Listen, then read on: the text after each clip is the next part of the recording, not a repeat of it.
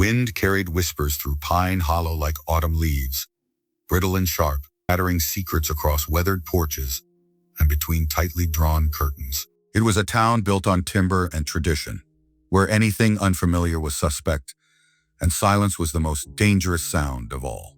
Olivia Mercer arrived on the eastbound stage, one rain-soaked Tuesday, her possessions contained in a single trunk, her history written in the shadows behind her eyes. She wore a dark blue dress with buttons to the throat, her honey-brown hair swept into a practical knot, and not a word on her lips. The station master handed her the key to the old schoolhouse with a hesitant smile that didn't reach his eyes. "Miss Mercer, welcome to Pine Hollow. We weren't expecting a..." His voice faltered as she nodded politely without speaking, her slateboard and chalk already in hand. "Thank you," she wrote an elegant script. "I look forward to teaching your children." By sunset, everyone in town knew about the mute schoolteacher who'd been sent by the county education board. By morning, speculation had taken root and bloomed into whispers that followed Olivia like shadows as she walked the dusty main street. "Ain't natural. A woman teaching without speaking," Elmer Graham muttered from the mercantile porch, tobacco juice staining his gray beard. "How's she supposed to control a classroom full of youngsters without her voice?" Martha Wilson clutched her shawl tighter, even in the warm spring air. "Did you see her eyes? Too knowing, if you ask me. And those herbs she bought from my store, some I never heard of. Asked for them by writing their Latin names." Other whispers grew, feeding on the soil of ignorance and fear that lay beneath Pine Hollow's respectable surface. A town that had buried its own secrets needed new ones to fear, and Olivia Mercer's silence made her the perfect vessel for their darkest imaginings. She moved into the small room attached to the schoolhouse, planted herbs in the window boxes, and prepared lessons with meticulous care. When the bell rang for the first day of school, 12 hesitant children filed in, already warned by their parents to be wary of the strange silent woman. What no one in Pine Hollow knew, what no one could see beneath the calm surface of the new teacher's carefully composed face, was the oath that bound her tongue. An oath taken in blood and grief, a promise made beneath a burning sky that had stolen everything she loved. No one saw the nightmares that woke her each dawn, sweat-soaked and trembling, before she rebuilt her silent armor for another day. No one, that is, except Nathan Wolfe, who watched from the forest's edge as Olivia Mercer knelt in her garden under the full moon, her lips moving in soundless prayers, her fingers digging into the earth as if searching for something lost forever beneath the soil. Nathan hadn't spoken more than 10 words at a time to anyone in Pine Hollow for the past 8 years. The town had its theories about him too.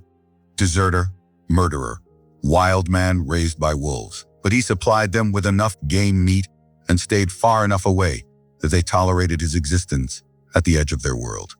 As he watched the schoolteacher's silent ritual, something stirred in him, a recognition not of her face, but of the particular shape of her sorrow.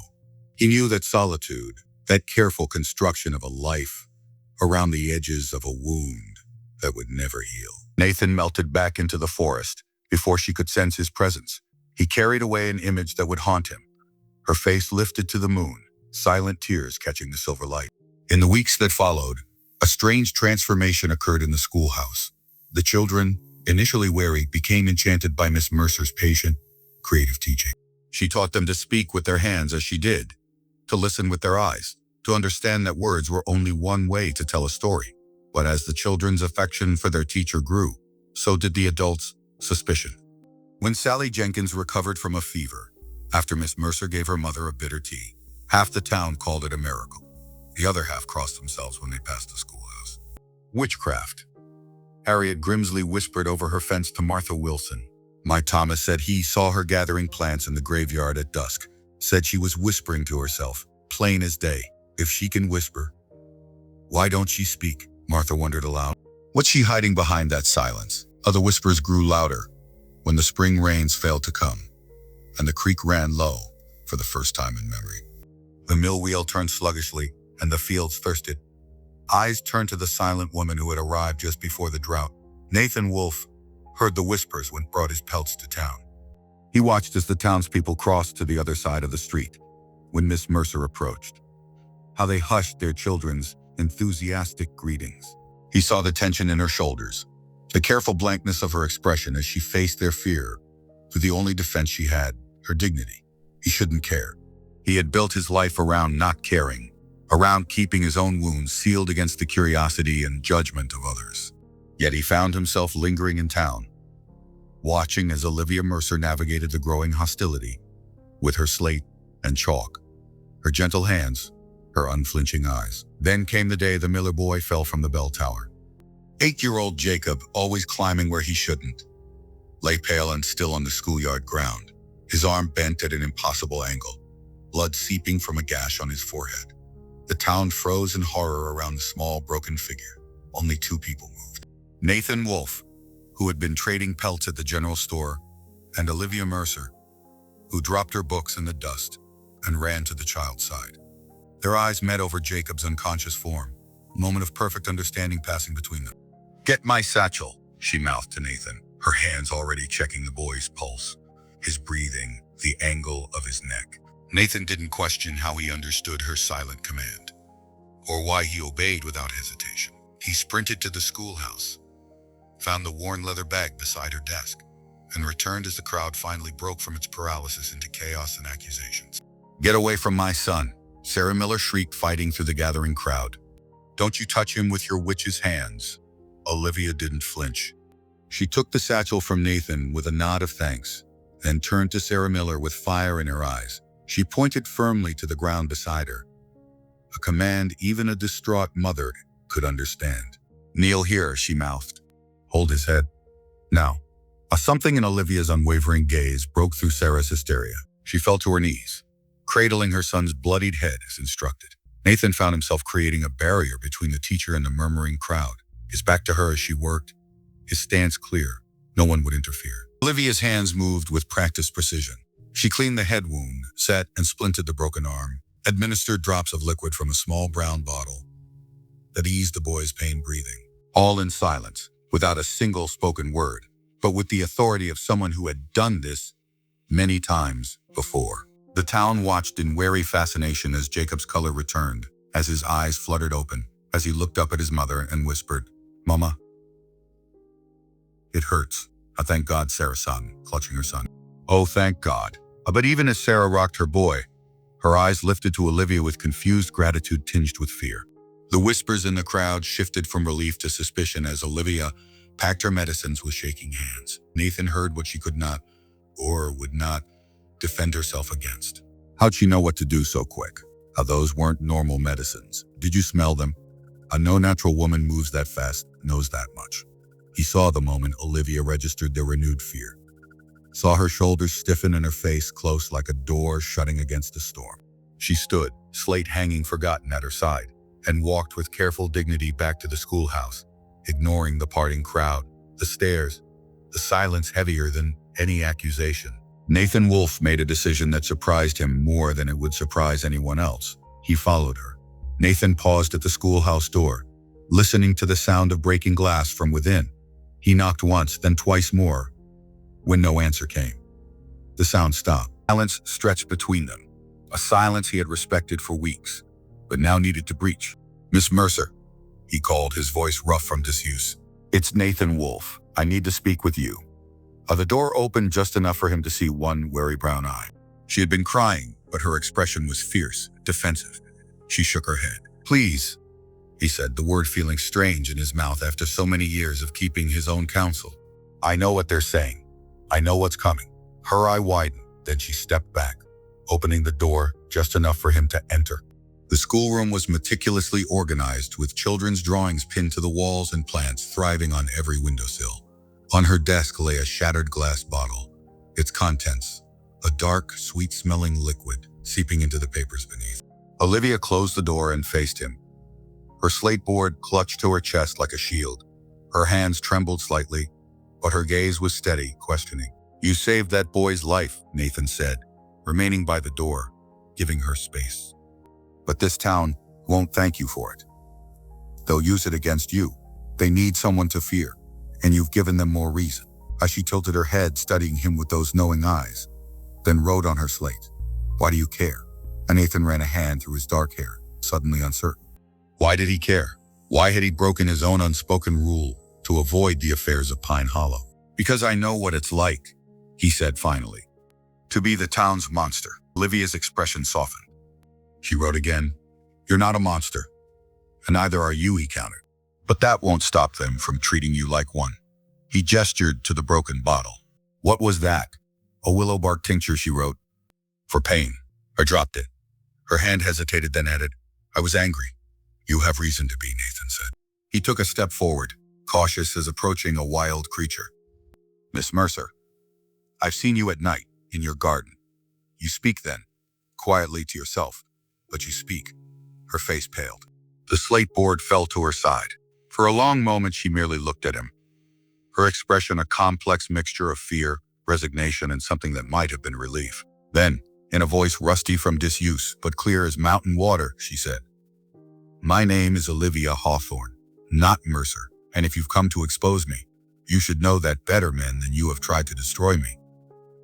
And Nathan felt a jolt at the sound of her voice, low, melodious, with the faint trace of an Eastern accent. But more shocking was the steel beneath the words, the unmistakable courage of a woman who had faced worse demons than a suspicious town. "I didn't come to expose you," he said, meeting her eyes. "I came to warn you. This town burned a woman 50 years ago, for less than healing a child too quickly." Olivia's laugh was bitter. "And here I thought I'd finally found a place remote enough that my silence wouldn't matter." She moved to the window, looking out at the town square, where people still clustered, no doubt discussing the day's events. "I should have known better." "Why the pretense?" Nathan asked. "Why not speak?" As she turned back to him, her eyes haunted. "Because I made a vow to not speak until I cleared my name, until I found the man who murdered my family and blamed me for it." Her voice broke. "I failed. 5 years of searching and I failed. So I came here to disappear." Nathan felt the weight of her words settle in the room between them, heavy as stone. A fellow traveler on the road of grief and injustice. Who was he? The man who did this to you? Olivia's gaze drifted to a small daguerreotype on her desk, partially hidden beneath a stack of children's essays. "My brother-in-law, Edward Hawthorne, a respected doctor from Boston, who poisoned his own brother, my husband, and our daughter for their inheritance, then framed me because I had discovered his theft from the family accounts." As she touched the frame with gentle finger. "And no one believed you." "I had evidence," Olivia said. "And no one believed you."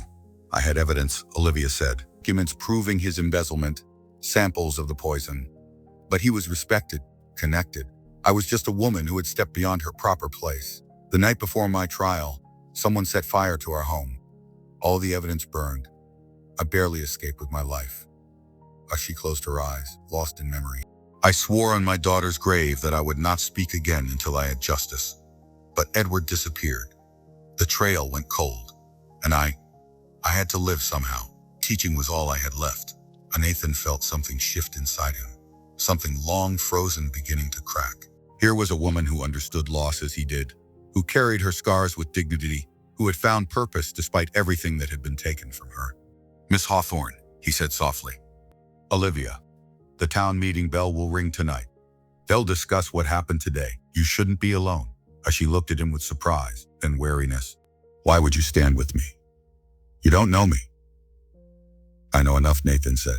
"I know what it's like when a town decides who you are without bothering to learn the truth." For the first time, a genuine smile touched Olivia's lips.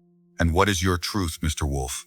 What secrets are you hiding in those woods?" Nathan felt the old familiar tightness in his chest, the instinct to retreat, to guard his own wounds. But something in Olivia's direct gaze made him want to match her courage with his own. "My name is Nathan Blackwood," he said. "I was a Union Army surgeon during the war. After Gettysburg, I couldn't save enough of them. The screaming never stopped, even when the fighting did. So I came west, found a place where I could hear nothing but the wind and the trees." Olivia's expression softened with understanding. "We're quite a pair, aren't we? Two healers who couldn't heal what mattered most." Nathan nodded, feeling strangely lightened by speaking his truth aloud after so many years. "The difference is, my ghosts are only in my head. Yours has a name and a face, and might still be found." "Edward is gone," Olivia said, turning away. "Even if he weren't, what could I do? A disgraced woman with no evidence, no connections, no voice." "You have a voice," Nathan said. "I've heard it. And now you have me. The town bell began to toll, summoning citizens to the meeting hall. Olivia squared her shoulders and reached for her slate board out of habit, then hesitated. "Will you stand with me, Nathan Blackwood?" she asked, her voice stronger now. "Even if it means becoming the second monster in their story, I've been called worse," he said, offering his arm with formal courtesy that belied his rugged appearance. "And I've faced worse odds than a town hall full of frightened people."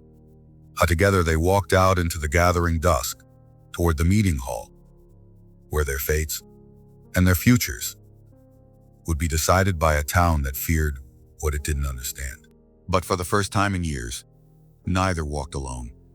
The Pine Hollow meeting hall hummed with tension as Nathan and Olivia entered. Conversations died like flames, doused with water, leaving only the crackle of the hearth fire and the soft shuffling of feet. Mayor Wilson, a portly man whose authority came more from his ownership of the general store than any particular leadership quality, cleared his throat from the raised platform at the room's end. "Miss Mercer," he said, his voice pitched to Carrie, "we weren't expecting you to join us." Nathan felt Olivia stiffen beside him, but kept his hand steady beneath her elbow. They moved together to the nearest empty bench, ignoring the townspeople who shifted away, as if fearing contagion. "And Mr. Wolf," the mayor continued, surprise evident in his tone. "This is unusual." "Proceed with your meeting, Mayor Wilson," Nathan said calmly. "We're here as citizens of Pine Hollow, same as anyone." Murmurs rippled through the crowd. Sarah Miller sat in the front row, her son Jacob beside her. His arm properly splintered and bandaged, his color good, his eyes lit up at the sight of his teacher, but his mother's hand on his shoulder kept him in place. "Very well." Mayor Wilson shuffled his papers importantly. "We've called this meeting to discuss recent concerns, specifically the matter of our school teacher and certain troubling behaviors observed by upstanding members of our community.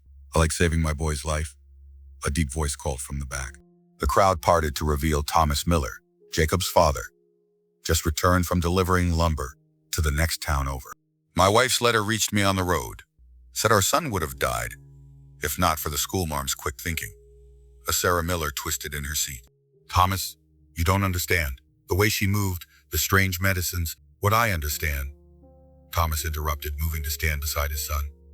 "Is that Jacob's breathing fine and his arms set better than Doc Evans could have managed. God rest his soul." Had been Pine Hollow's physician for 40 years before passing the previous winter. His replacement wasn't due until summer's end. "The methods are what concern us." Harriet Grimsley stood, her thin frame vibrating with conviction. "Unnatural methods, herbs gathered in graveyards, whispers in the night. And what of the drought?" Martha Wilson added from beside her husband. "Started the very week she arrived." The accusations continued. Strange lights from the schoolhouse after dark, animals behaving oddly near her garden. A wild storm the night she planted her herbs. Each more far-fetched than the last, but gaining momentum in the crowded, overheated room. Nathan felt Olivia's breathing quicken beside him, saw the white-knuckled grip she maintained on her slate board. He had seen this before, the way fear fed on itself in small communities, how quickly concern could turn to hysteria. He prepared to stand, to defend her. But Olivia placed a gentle hand on his arm, stopping him. She rose instead, tall and dignified in her simple blue dress. The room hushed as she walked slowly to the center of the floor. Everyone expected her to raise her slate, to defend herself in the silent way they had come to expect. Instead, Olivia Hawthorne lifted her chin and spoke for the first time to the people of Pine Hollow. "My name," she said, her voice carrying clearly through the stunned silence, "is Dr. Olivia Hawthorne. I was educated at the New England Female Medical College. I have delivered hundreds of babies, set countless broken bones, and treated every manner of illness from typhoid to tuberculosis." The shock was palpable. Children who had only known their teacher through written words and hand gestures stared open-mouthed. Adults exchanged alarmed glances, as if her voice itself confirmed their darkest suspicion. "She speaks," Martha Wilson whispered loudly. "She's been deceiving us all along." "I have deceived no one," Olivia continued, her voice gaining strength. I chose silence as a personal vow, not as a deception. Herbs, I gather, are for healing, as young Jacob can attest. The light in my window at night is because I often work late, preparing lessons for your children. If you're a real doctor, Elmer Graham called. Why come here pretending to be mute? What are you hiding from, woman? Nathan stood then, unable to remain seated, while she faced them alone. She's hiding from the same thing many of us came west to escape, a past that haunts her. Just as you did, Elmer, when that bank failed with your name on the letterhead. Just as you did, Mayor Wilson, when those gambling debts in St. Louis became too much to pay. The mayor sputtered indignantly. See here, Wolf. A Blackwood, Nathan corrected. Dr. Nathan Blackwood, formerly of the 107th Pennsylvania Volunteers, Union Army Medical Corps. He moved to stand beside Olivia. And like Dr. Hawthorne, I came to Pine Hollow to escape memories too painful to face. The difference is, her ghosts have names and faces, and one of them is still hunting her. Olivia's startled gaze met his, but he continued, addressing the crowd with the authority that had once commanded field hospitals under enemy fire. 5 years ago, Dr. Hawthorne's husband and child were murdered. She was framed for their deaths by the true killer, her brother-in-law, who destroyed the evidence that would have cleared her name. She took a vow of silence until justice could be done. She came here not to harm your children, but to teach them while she healed from wounds deeper than any of you can imagine. Thomas Miller stepped forward, his weathered face serious. That true, ma'am? You a real doctor? I was, Olivia said. So whether I still am depends on whether this town will allow me to be both teacher and healer. You have no doctor, your children need education. I can provide both if you let me. The room erupted in overlapping voices, some supportive, many still suspicious. Mayor Wilson banged his gavel ineffectively, trying to restore order. Above the din, a new voice called from the doorway. I believe I can shed some light on this situation. The crowd turned as one to see a distinguished gentleman in expensive traveling coat standing in the entrance. His silver hair was immaculately styled, his beard neatly trimmed, and his smile benevolent as he surveyed the chaotic scene. Olivia gasped, her face draining of color. Edward, she whispered. Nathan immediately moved closer to her, feeling her sway slightly, as if the floor had tilted beneath her feet. He had seen that reaction before in soldiers: shock, disbelief, the body recognizing mortal danger before the mind could fully process it. My dear sister-in-law, Edward Hawthorne's cultured voice carried effortlessly across the now silent room. How fortunate I finally found you. I've been searching for so long. He turned to the bewildered townsfolk with a practiced smile. Please forgive my interruption. I am Dr. Edward Hawthorne of Boston. I've been searching for this poor, disturbed woman for 5 years, since the tragic deaths of my brother and niece. Olivia's voice shook with rage and fear. Murderer. Edward's expression shifted to one of practiced sympathy. You see what I've been dealing with. The tragedy broke her mind. She became convinced that I was somehow responsible, when in truth, her own experimental treatments killed them. She escaped before she could be properly treated in an asylum. Nathan felt Olivia tremble beside him, saw the despair threatening to overwhelm him. 5 years of running, of silence, of careful rebuilding, all crumbling in an instant as the man who had destroyed her life stood before her, once again, wielding his respectability as a weapon. How convenient, Nathan said, his voice cutting through the murmurs, that you should appear at precisely this moment, Dr. Hawthorne.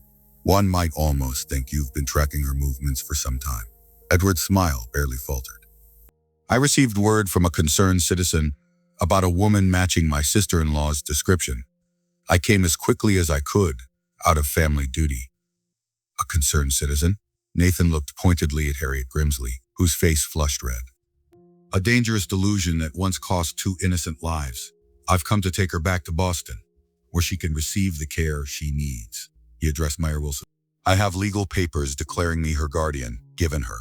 Unstable condition. He forged those papers just as he forged the evidence against me, Olivia said, her voice stronger now, fueled by the righteous anger that had sustained her through 5 years of exile. He poisoned his own brother and my child for their inheritance. He destroyed my reputation because I discovered his embezzlement from the family business. Edward sighed theatrically. More delusions, I'm afraid. You can see why she needs proper care. But the town wavered. uncertainty written on their faces as they looked between the respectable-looking gentleman and the woman they had feared. Feared was a witch mere hours ago. Nathan could see the scales tipping in Edward's favor.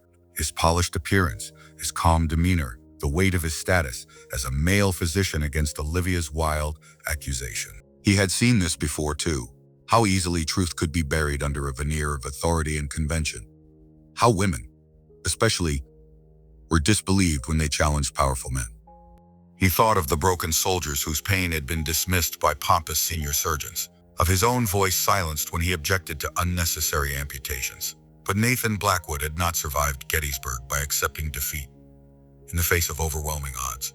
"Mayor Wilson," he said, loud enough to command attention, "before you make any decision about Dr. Hawthorne's fate, I suggest we examine the evidence.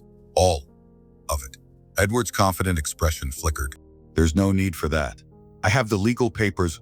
"I'm not talking about papers," Nathan interrupted. "I'm talking about Jacob Miller's broken arm, set with expert precision by Dr. Hawthorne. I'm talking about Sally Jenkins' fever, cured by her medicines. I'm talking about 5 years of silence, not because she couldn't speak, but because she chose not to, holding to a vow until justice could be done." He turned to face Edward directly. "And I'm talking about the coincidence of your arrival at precisely the moment your sister-in-law broke that silence, almost as if you've had someone watching her, reporting back. Someone who knew exactly when she was most vulnerable." Harriet Grimsley shifted uncomfortably, unable to meet anyone's eyes. "This is absurd," Edward blustered. "I came as soon as I received word." "From whom?" Nathan pressed. "And how did they know where to find you?" "A respected Boston physician doesn't typically leave his contact information with strangers in remote western towns." Edward's mask of benevolence slipped further. "I don't have to explain myself to you, sir, whoever you claim to be. He's Dr. Nathan Blackwood," Thomas Miller said, moving to stand beside Nathan and Olivia. "Patched me up 2 winters ago when I near took my arm off with an axe. Did it better than any doctor I ever saw." He looked at Olivia. "And if he says you're a real doctor too, that's good enough for me." "The boy's arm," Sarah Miller added hesitantly. It was a bad break. Clean now. Healing right." She ducked her head, shame coloring her features. "I was afraid because I didn't understand." Edward's face hardened as he saw the tide turning. "This is preposterous. I have legal authority." "A legal authority can be challenged," came a new voice. Reverend Clark, who had been silently observing from the corner, stood, especially when there are serious questions about its validity. The mild-mannered preacher adjusted his spectacles. "Before entering the ministry, I practiced law in Chicago for 15 years. I would be interested in examining those papers, Dr. Hawthorne." Edward's hand tightened on his leather document case. "This is a private family matter." Not anymore," Nathan said. "Not when you brought it to this town, to these people. Dr. Olivia Hawthorne has earned the right to face her accuser openly, with witnesses who can judge the truth for themselves." Olivia, who had been silent throughout this exchange, finally spoke, her voice calm and clear. "What are you afraid they'll find, Edward? That the signatures don't match? That the dates are inconsistent? Or perhaps that you've been embezzling from the estate these past 5 years as well, leaving me gone for good?" Something dangerous flashed in Edward Hawthorne's eyes, a glimpse of the true man beneath the polished exterior. His hand moved toward his coat pocket, then stilled as he registered the number of witnesses. "This has gone far enough," he said coldly. "I am returning to my hotel. I suggest you reconsider your position, Olivia. Some old wounds are better left unopened." He turned with a dramatic flourish of his coat and strode out into the night. The meeting hall erupted once more, but this time the energy had shifted. Questions flew, some still suspicious of Olivia, but many more now curious about Edward's hasty retreat, his reluctance to share his papers, the obvious fear he had inspired in their schoolteacher. Nathan guided Olivia to a quiet corner as Reverend Clark and Thomas Miller addressed the crowd, calming the worst fears, suggesting that judgment be withheld until more facts could be gathered. "He's here," Olivia whispered, her composure finally cracking. "After all this time, all this running, he found me." "Yes," Nathan said, his voice low and intense. "And that may be the mistake that finally brings him down. He's not in Boston now, surrounded by allies and influence. He's here, in Pine Hollow, where people have seen the truth of who you are." He took her trembling hands in his. "You don't have to face him alone anymore. Olivia looked up at him, searching his face. Why? Why would you risk yourself for me? Nathan thought of the long, empty years in his cabin, of the ghosts he had been unable to outrun, of the purpose he had lost until this moment. Because some battles are worth fighting, he said simply, and some silences need to be broken. Outside, the first spring rain in weeks began to fall, pattering against the meeting hall roof like gentle applause, while inside, a town that had feared asylum, which found itself instead defending a wounded healer against the true monster in their midst. As Nathan and Olivia slipped out into the rain-washed night, neither saw the shadowy figure watching from the hotel window across the street, nor the cold determination in Edward Hawthorne's eyes as he began to formulate a new plan. The battle for truth and survival had only just begun. The rain fell steadily through the night, a silver curtain that washed Pine Hollow clean. By dawn, puddles reflected a pearl-gray sky, and the earthy scent of renewal hung in the air. Nathan stood at the edge of the forest, watching the schoolhouse where lamplight already glowed in the window. Olivia had refused his offer to stay at his cabin, insisting that retreating would only confirm guilt in the town's eyes. If I run now, she had told him, her eyes fierce with determination, Edward wins. And Nathan had respected her decision, but spent the night keeping watch from the tree line, his rifle across his knees, alert to any movement near the schoolhouse. When the first children began making their way through the mud toward their morning lessons, he finally turned toward home to change his rain-soaked clothes. He hadn't gone 10 paces when he heard hoofbeats on the main road. Mayor Wilson and Reverend Clark rode toward the schoolhouse, their expressions grim. Behind them came Thomas Miller on his draft horse, and to Nathan's surprise, several other men from town, including the blacksmith and 2 farmers whose children attended Olivia's school. Nathan changed direction immediately, cutting through the woods to intercept them before they reached the schoolhouse. He emerged onto the path just as the group dismounted, startling the mayor, who nearly lost his footing in the mud. "Good Lord, Wolf." Blackwood, Mayor Wilson corrected himself, flustered. "You nearly gave me apoplexy appearing like that." "Oh, what's this about?" Nathan asked without preamble, scanning their faces for signs of trouble. Reverend Clark stepped forward, adjusting his rain-spotted spectacles. "We've come to speak with Dr. Hawthorne. There have been developments." "Oh, what kind of developments?" Nathan's hand drifted instinctively toward the knife at his belt. "Edward Hawthorne is gone," Thomas Miller said bluntly. "Packed up and left in the night. Paid his hotel bill in advance but didn't stay." Nathan felt the first stirrings of real alarm. A man like Edward wouldn't retreat so easily, not when he'd spent years tracking Olivia. "Did he leave anything behind? A message? Anything?" "Just this." Reverend Clark held out a sealed envelope. "Left at the hotel desk for the town council regarding Olivia Hawthorne. The hotel owner brought it to the mayor at first light, and you haven't opened it." "Oh, we thought Dr. Hawthorne should be present," the Reverend said quietly. "It concerns her most directly, after all."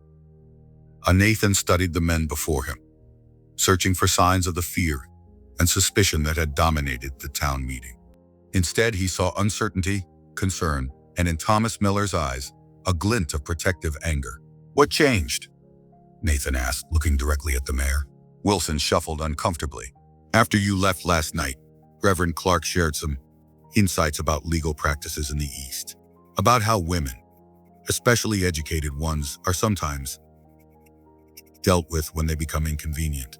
And I spoke about my boy," Thomas added gruffly. "About how clean that break has healed. Doc Evans would have taken the arm? Most likely. Men never could set a compound fracture worth a damn." The blacksmith nodded. "My Sarah's alive because of Doc Evans. Rest his soul, but Thomas speaks true. The schoolmarm, the doctor, she did fine work there." Nathan felt something tight in his chest. He slightly. "So you've come to hear her side properly," Reverend Clark said. "And to ensure her safety should Edward Hawthorne return, a man who flees in the night rather than present his papers for examination is a man with something to hide." The schoolhouse door opened before Nathan could respond. Olivia stood framed in the doorway, her hair neatly pinned, her blue dress crisp, showing no sign of the tumultuous night, except for the shadows beneath her eyes. "Gentlemen," she said, her voice steady. "School doesn't begin for another half hour, but you're welcome to come in from the rain." The group filed into the schoolroom, removing hats and wiping boots on the threshold. Inside, the space was warm from the wood stove and smelled of chalk dust and the herbs that grew on every windowsill. The children's desks were arranged in neat rows, primers open and ready for the day's lessons. Dr. Hawthorne, Reverend Clark began, holding out the envelope. This was left for the town council regarding you. We thought you should be present when it's opened. Olivia took the envelope, her fingers trembling slightly, then passed it back to the Reverend. Would you read it, please? I find I don't wish to touch anything he has touched. The Reverend nodded, carefully breaking the seal. The single sheet inside was covered in Edward Hawthorne's elegant script. As Clark read aloud, his voice grew increasingly grave. To the good people of Pine Hollow, he read. Clark paused, his lips tightening, then continued, I have taken the liberty of sending for proper authorities to deal with her case. Within a week, marshals will arrive with legal papers for her return to Boston. Until then, I advise extreme caution. Do not allow her near your children or the infirm. If you value you will confine her until proper authorities arrive. He's lying, Olivia said, her voice remarkably calm. There are no proper authorities coming, because there are no legitimate charges against me. What Edward fears is that I might find proof of his crimes, proof that likely still exists in Boston, if someone knew where to look. Amar Wilson twisted his hat nervously in his hands. Be that as it may, Dr. Hawthorne, we have a responsibility to the town. To what? Nathan interrupted, stepping forward. To imprison an innocent woman on the word of a man who fled rather than face questioning. A man whose papers the Reverend, a former lawyer, found suspicious. I didn't say I found them suspicious, Clark corrected mildly. I merely observed that he seemed reluctant to submit them for examination. A same difference, Thomas Miller growled. Man runs off in the night, leaves threats behind, doesn't sit right. The mayor looked from face to face, clearly torn between the town's safety and the growing sense that Edward Hawthorne might not be the respectable authority he claimed. Perhaps, Olivia said quietly. There's a way to resolve this definitively. She turned to Reverend Clark. You practice law in Chicago. Do you maintain any connections there? Anyone who might inquire about certain records in Boston? Clark considered. I correspond regularly with my former partner. He has contacts throughout the Northeast. Then I propose this, Olivia said, addressing the entire group. Send a telegram to your partner, asking him to inquire about the Hawthorne estate, the circumstances of my husband's death, and any financial irregularities in the family business. Edward has had 5 years to cover his tracks, but money leaves trails, especially large sums. I could take weeks, the mayor objected. Not necessarily, Clark replied. The telegraph can work wonders these days. If my partner acts quickly, we might have preliminary answers within days. And in the meantime, the blacksmith asked. What about the school? The children? I will continue teaching, Olivia said firmly. I have been doing so for months without incident. The children are safe with me, as Jacob Miller's mending arm attests. She straightened her shoulders. However, if it would ease minds, I propose that a member of the town council remain present during school hours. To observe, the men exchanged glances, surprised by the reasonable offer. I volunteer, Thomas Miller said promptly. Got nothing pressing at the mill this week, and I'd like to see how my boy's being taught anyway. Nathan watched the tension in the room gradually subside, as practical solutions replaced fear and suspicion. Olivia had handled them masterfully, offering transparency and cooperation rather than defensiveness. There's something else we should consider, Nathan said. Edward Hawthorne may have left town, but I doubt he's gone far. A man who's tracked someone for 5 years doesn't give up because of one setback. You think he'll return? The mayor asked, alarm returning to his features. Or send someone in his place, Nathan said grimly. Either way, Dr. Hawthorne shouldn't be alone, especially after dark. I can arrange for the widow Jenkins to stay at the schoolhouse, Clark offered. She's been looking for more respectable work than doing laundry, and she's good with a shotgun. And I'll keep watch from the woods, Nathan added. Seeing Olivia about to protest, he held up a hand. I'm not crowding you, Dr. Hawthorne. Just doing what any neighbor would do when there's trouble about. Olivia's expression softened. Very well. Thank you all for your consideration. Now, if you'll excuse me, my students will be arriving soon, and I need to prepare. As the men filed out, Nathan lingered behind. When they were alone, Olivia's composed facade faltered slightly. He'll come back, she whispered. Or worse, he'll send hired men to do what he lacks the courage to do himself. I'll let him, Em said, with a quiet intensity that surprised even himself. Let him come. This time, you're not alone. This time, you have allies who believe you. Olivia looked up at him, her eyes searching his face. Why do you believe me, Nathan? You barely know me. Nathan thought of the war, of the countless men who had died under his care, of the weight of those deaths that had driven him into solitude. He thought of the peace he had found watching Olivia in her garden, speaking softly to plants that healed rather than harmed. I know enough, he said simply. I know a healer when I see one. And I know what it's like to be haunted by the past. How the sound of children's voices approaching broke the moment between them. Olivia's professional demeanor returned as she moved to arrange the lesson books. Tonight, Nathan said, heading for the door. After school, we need to make plans, real plans, for when Edward makes his next move. Olivia nodded, the determined set of her jaw matching his own resolve. My cabin at sunset. I won't be running anymore. As Nathan slipped out the back door, avoiding the curious gazes of arriving students, he felt something he had not experienced since before the war. Purpose. For too long he had hidden from life, nursing wounds that never fully healed. Now, standing between an innocent woman and those who would harm her, he remembered what it meant to fight for something that mattered. And Olivia Hawthorne, he was beginning to realize, mattered very much indeed. The day passed with a strained normalcy. Children recited their lessons. Thomas Miller observed from the back of the classroom with increasing approval. And no strangers appeared on the roads leading into Pine Hollow. Olivia taught as she always had, but now her voice accompanied her gestures, bringing stories to life, praising correct answers, gently guiding through errors. The children, adaptable as only the young can be, accepted this transformation with excitement. Her teacher could speak, and not just speak, but tell wonderful stories about faraway cities and scientific wonders they had never imagined. By the time the school bell rang for dismissal, Thomas Miller was thoroughly won over, impressing upon each parent who came to collect their children that Dr. Hawthorne was a natural teacher, speaking or not. Lucky to have her, we are. As the last child departed, Sarah Miller arrived with a basket covered with a checkered cloth. Supper, she explained awkwardly, not quite meeting Olivia's eyes. Least I could do after Jacob. Olivia accepted the peace offering with grace. Thank you, Mrs. Miller. Your son is a bright boy. You should be very proud. Sarah hesitated, then blurted, I was wrong about you. Afraid because I didn't understand. I'm sorry for that. Before Olivia could respond, the door opened again to admit Widow Jenkins, a stout woman in her 50s with iron gray hair and practical clothing. She carried a small carpet bag and, more notably, a well-worn iron shotgun. Reverend Clark said you need company, she announced without preamble. Said there might be trouble. Well, I'm not afraid of trouble and I'm a light sleeper. She set her bag down with a thump.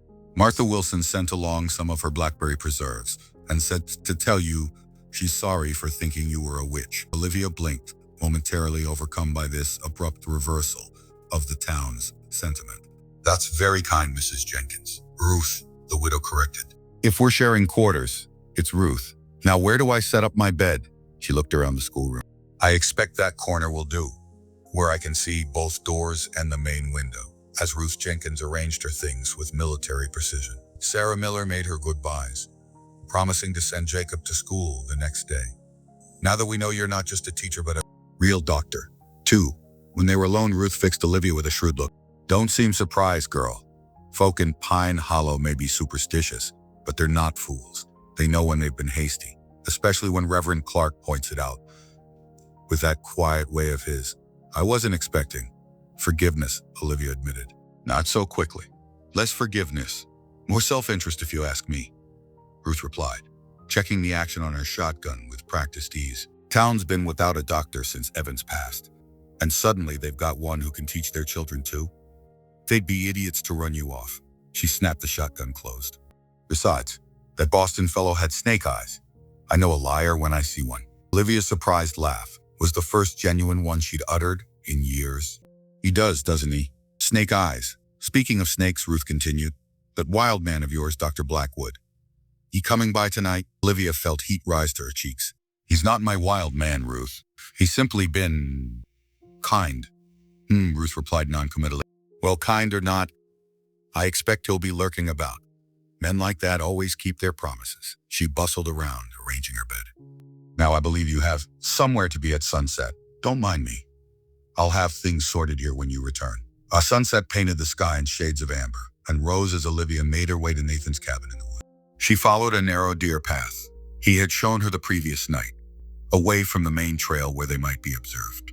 The forest was quiet, except for the occasional call of birds settling for the night and the soft crunch of leaves beneath her boots. Nathan's cabin appeared between the trees, smaller than she had imagined, but meticulously maintained. Smoke curled from the stone chimney, and the small cleared area around the structure was free of debris, with stacked firewood and a well-tended vegetable garden to one side. It spoke of care and order, not the hermit's hovel the townspeople sometimes whispered about. Before she could knock, the door opened. Nathan stood framed in the warm light from within, no longer the wild man of the woods, but a gentleman in a clean shirt, his dark hair combed back from his face, his beard neatly trimmed.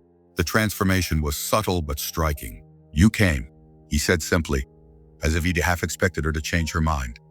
I said I would, Olivia replied. I've had enough of broken promises in my life to avoid adding my own to the list. He stepped aside to let her enter. The cabin's interior surprised her as much as its owner's appearance. A single room, yes, but thoughtfully arranged with handcrafted furniture, bookshelves laden with medical texts and other volumes, dried herbs hanging from the rafters, and a small laboratory set up in one corner with glass vials and mortar and pestle. You've continued your work, Olivia observed, moving to examine the herb bundles. In a limited way, Nathan admitted. Mostly for the trappers and hunters who passed through, who wouldn't make it to town with their injuries, and for myself. For your own wounds? She asked softly. A shadow crossed his face. Some wounds don't heal with herbs or tinctures, Dr. Hawthorne. Olivia, she corrected, and no, they don't, but they can become bearable with time. She moved to the bookshelf, running her fingers over the familiar spines of medical texts she had once owned herself, before fire and flight had stripped her of all but essentials. Are you hungry? Nathan asked, motioning to a pot simmering over the fire. It's just rabbit stew, but there's plenty. Sarah Miller brought me supper, Olivia said. But thank you. It seems Pine Hollow has had a rapid change of heart regarding the silent witch in their midst. Nathan's mouth quirked in a half smile. People surprise you sometimes, for good and ill. The smile faded. Speaking of ill surprises, we need to discuss Edward. I don't believe for a moment that he's given up. Olivia sank into a chair by the fire, suddenly weary. Nor do I. Edward never abandons a goal once set. He's too proud, too certain of his own cleverness. Then we use that against him, Nathan said, taking the seat opposite her. Pride is a weakness. So is certainty. What do you propose? I'm not a proposal yet, Nathan admitted. But the beginning of a plan. Reverend Clark sent that telegram this morning to his contact in Chicago. Even if we get confirmation of Edward's crimes, it would still be his word against yours in many eyes. Unless there was proof, Olivia said, leaning forward. Evidence that couldn't be dismissed. Exactly. And I believe Edward might provide that evidence himself if properly encouraged. How he's too careful, too practiced at maintaining his respectable facade.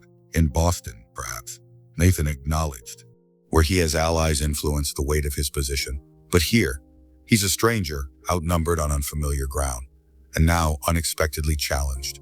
That makes people reckless. Olivia considered this. You think he'll make a mistake? I think we can help him make one, Nathan replied.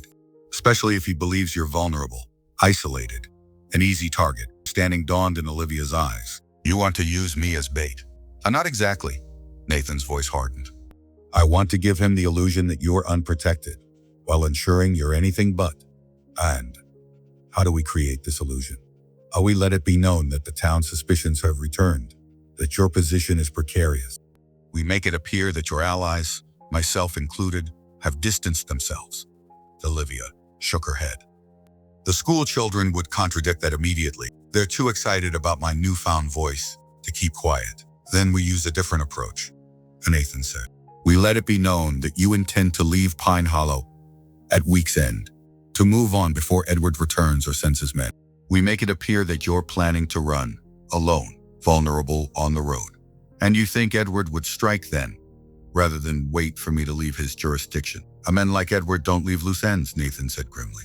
Especially not ones that might eventually gather evidence against them. No, he'd want to ensure you never reach another town, another telegram office, another law enforcement agency. The stark assessment sent a chill through Olivia. You speak as if from experience. Something dark moved behind Nathan's eyes.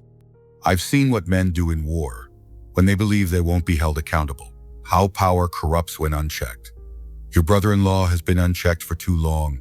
Olivia studied him, seeing beyond the quiet healer to the soldier who had witnessed humanity at its worst.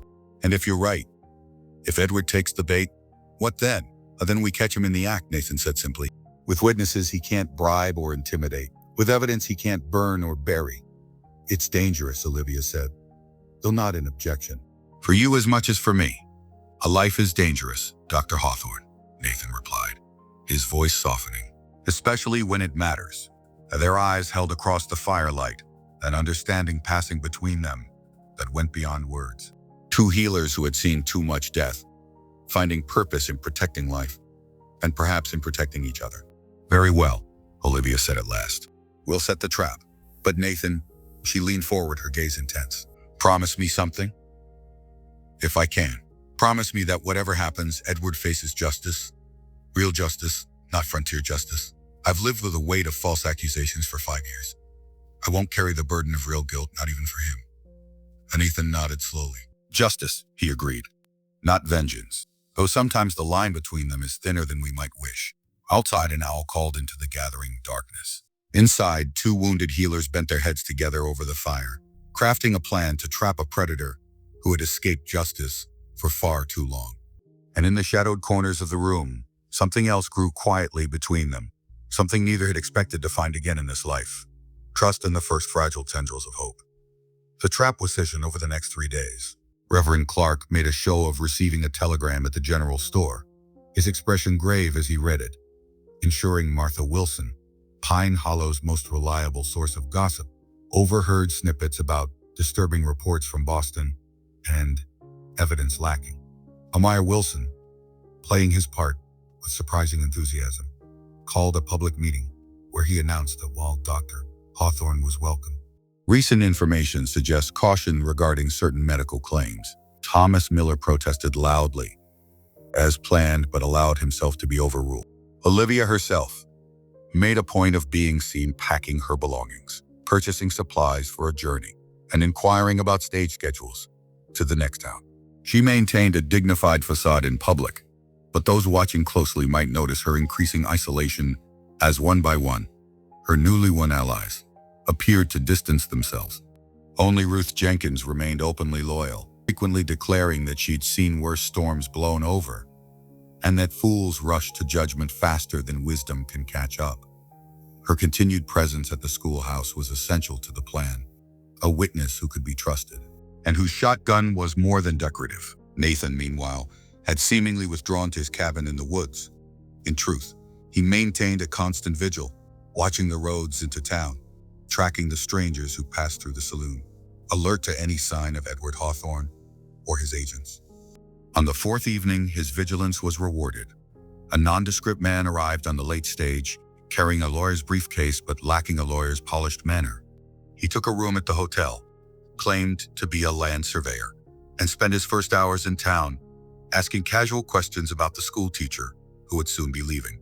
Nathan observed him from the shadows, noting the way his hand occasionally drifted to his inside coat pocket, the careful way he scanned doorways before entering, the false heartiness of his laugh in the saloon. A hired man, not Edward himself, but dangerous nonetheless, possibly more dangerous, as men paid to do violence rarely carried the restraint of their employers. That night, Nathan slipped into the schoolhouse through the back window after Ruth had extinguished the lamp. He found Olivia sitting at her desk by moonlight, writing in what appeared to be a journal. He sent someone, Nathan said without preamble. Professional, asking about your departure plans. Olivia closed the journal calmly. Sooner than we expected. Edward must be anxious, Nathan agreed. The trap is working. Ruth emerged from the shadows of the schoolroom's corner, shotgun in hand. That'll be the dandified fellow who came snooping around this afternoon, asking if the schoolmarm needed help with her trunk when she leaves. Nathan nodded. He'll make his move tomorrow night or the morning after, while you're supposedly preparing to leave on the dawn stage. Then we should be ready tonight, Olivia said, rising from her desk. In case he decides to strike early. Agreed. Nathan moved to the window, scanning the moonlit yard for any movement. Ruth, you'll stay with Dr. Hawthorne as planned. I'll watch from outside. Reverend Clark and Thomas Miller are prepared to come at my signal. Ruth checked her shotgun with a satisfied nod. Been a while since I had a good reason to use this. Husband always said I was a better shot than him. God rest his soul. Remember, Olivia said, her voice quiet but firm. We need him alive. We need his confession. Alive doesn't mean comfortable. Ruth muttered, but nodded her agreement. As the women prepared for a night of vigilance, Nathan slipped back into the darkness. He circled the schoolhouse, checking sight lines, escape routes, potential points of entry. The stranger was good, professional. But Nathan had survived Gettysburg, had learned to sense danger like others, sense changes in the weather. When the attack came hours later, deep in the stillness before dawn, it wasn't the stranger who emerged from the shadows. It was Edward Hawthorne himself. Elegant, even in the rough clothes he had adopted as a disguise, moving with the confidence of a man who believed his plans infallible.